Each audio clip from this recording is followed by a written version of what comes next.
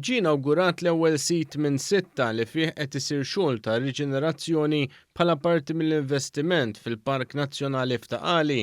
F'konferenza tal-aħbarijiet li fiha ġie inawgurat l-Adventure Park, il-koordinatur tal-proġett Jason McAuliffe spjega kif dan il-park għat-tfal ta' bejn 3 snin u 12 sena huwa adattat biex il-familji jgħaddu ħin ta' mistrieħ flimkien f'ambjent li huwa aċċessibbli għal kulħadd. L-investiment ta' 2.3 miljun euro li sar fuq dal-Adventure Park kien ifisser illi dal-ispazju nqala kompletament mill-ġdid bil-flooring, bl-equipment huwa 100% aċċessibbli għal persuni b'diżabilità, għandna spazju saħansitra għal persuni b'diżabilità, naturalment għandna spazji rikreattivi, dancing fountains, għandna spazji ġodda sanitari. Il-Ministru għall-Infrastruttura Ian Borge innota kif issa dan il-park jista' jitgawda mill-familji Maltin u Għawċin, b'mod speċjali fit-tmiem il-ġimgħa meta ser ikun mimli attivitajiet. Fil-ġimgħat li ġejjin ikunu qed naraw żoni ġodda, uħud minnhom li qatt ma kienu aċċessibbli.